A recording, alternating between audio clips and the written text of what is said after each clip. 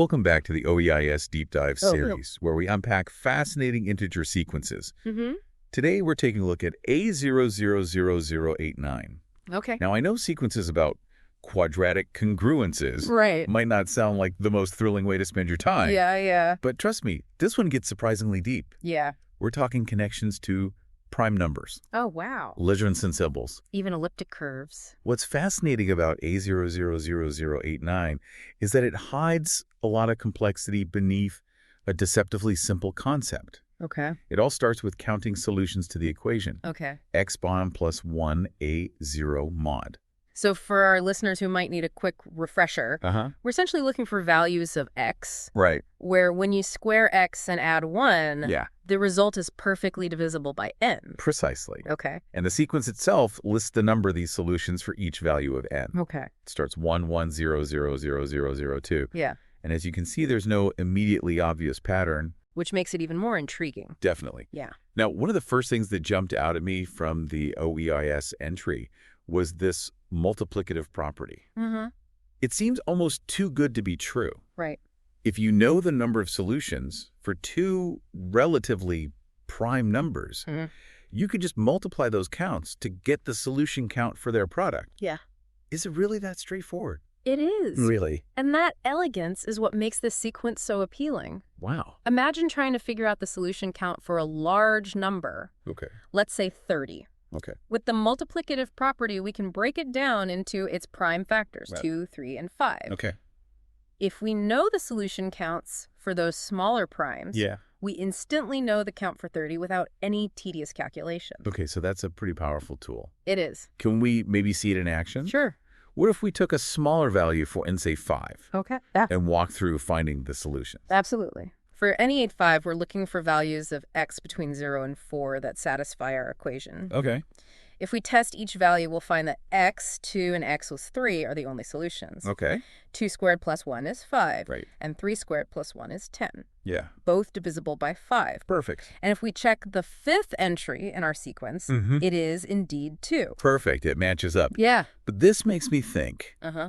the multiplicative property hinges on those numbers being relatively prime. Right. What happens if we take a number like 10, Okay. which has the prime factors 2 and 5, Right. but they're not all distinct? That's a great question. Yeah. And it leads us to some of the nuances of the sequence. Okay. While the multiplicative property holds true in many cases, Right. it needs some additional rules, especially when dealing with powers of 2. Interesting. Yeah. So we've got this general framework that works beautifully in many cases. Mm-hmm. But then there are these intriguing exceptions that emerge, Yeah.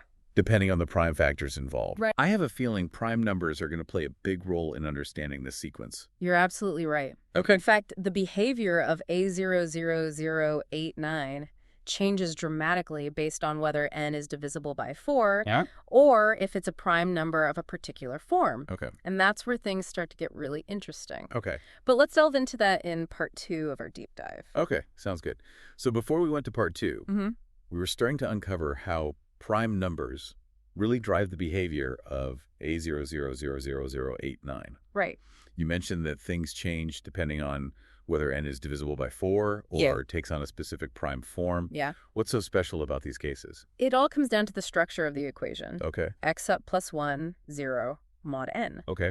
Let's start with the case where n is divisible by 4. Okay. We actually touched upon this earlier with the example of n 10. Right.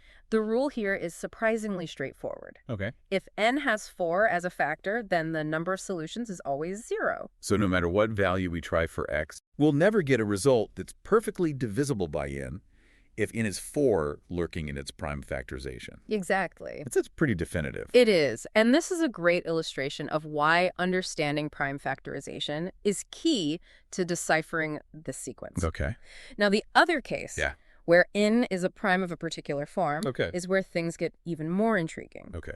The source material specifically mentions primes that are congruent to 1 modulo 4. Right. What this means is that when you divide that prime by 4, the remainder is 1. Like our example within N5 earlier. Yes. 5 divided by 4 leaves a remainder of 1. Right. So 5 fits this description. Yes. And if I recall, we found 2 solutions for that case. Yeah. Is there a connection? There absolutely is. Oh. The rule for these types of primes is that if n is a prime congruent to 1 modulo 4, Okay. then there are always 2 solutions to our equation. It's amazing how the number of solutions seems tied to these very specific properties of prime numbers. But why is this the case? What is it about primes congruent to 1 modulo 4 that leads to those 2 solutions? The why delves a bit deeper into number theory. Okay. Specifically, how squares behave modulo these primes. Okay. Imagine arranging all possible squares modulo a prime congruent to 1 modulo 4. Okay. You'd find that major 1 appears as one of those squares. Okay. This means major 1 can be expressed as the square of some integer modulo that prime, which directly relates to our equation. Okay, I think I'm starting to see the connection. Yeah. Since we're essentially looking for when x Baker Machit is congruent to major 1 modulo n. Right.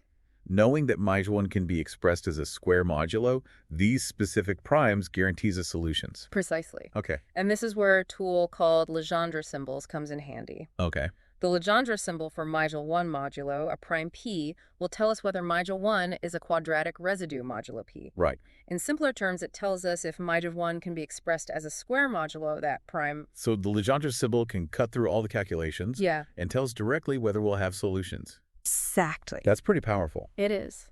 But how does this tie back to A000089 specifically? Remember, our sequence is all about counting solutions. Right. If the Legendre symbol for -1 modulo n is +1, we know there are solutions. If it's -1, there are no solutions. Okay.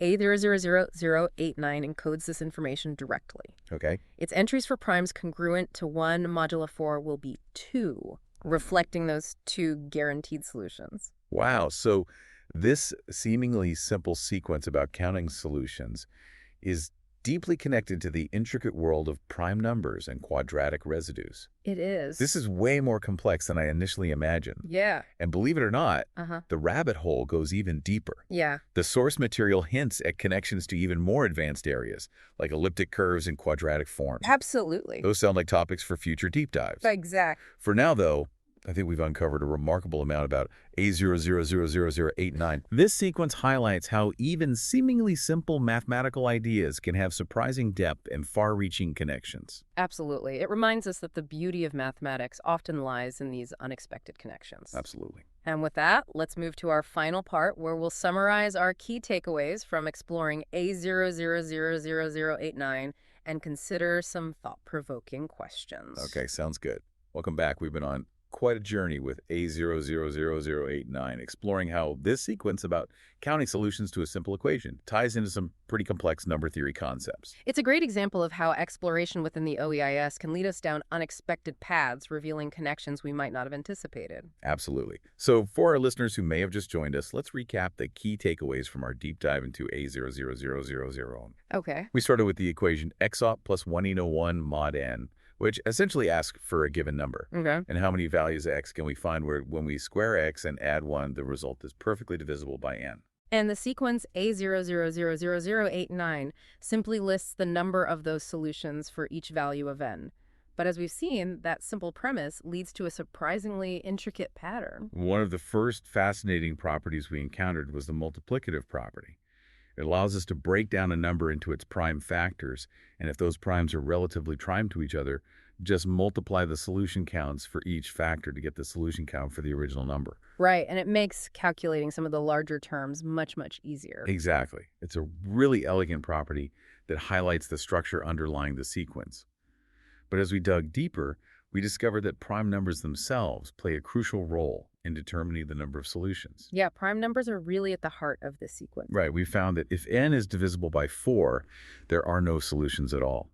And if n happens to be a prime number that leaves a remainder of 1, when divided by 4, those primes congruent to 1 modulo 4, we're guaranteed to have exactly 2 solutions. Yeah, and that's one of the most fascinating things about this sequence, how these specific types of prime numbers just completely change the behavior. It really is. And to understand why these primes behave this way, we had to touch upon the concept of quadratic residues using Legendre symbols to determine whether matic 1 can be expressed as a square modulo a given prime. That's right. The Legendre symbols provide a really neat way to quickly check if we'll have solutions for a given prime. It's amazing how these seemingly disparate ideas, counting solutions, prime factorization, quadratic residues, all weave together in this one sequence. It really speaks to the interconnectedness of mathematics. Absolutely. It's a great reminder that even seemingly simple mathematical concepts can have these surprising connections to other areas. This has been an incredibly insightful deep dive into A000089. I'm left wondering about those even deeper connections. You mentioned elliptic curves and quadratic forms. Perhaps those are topics for future explorations. I'd say they're definitely worth a deep dive, and for our listeners, I encourage you to explore the OEIS for yourselves. There are countless integer sequences out there, each with its own story to tell and connections to reveal. We'll have links to all the reference materials in the show notes. Join us next time as we continue our journey through the fascinating world of integer sequences.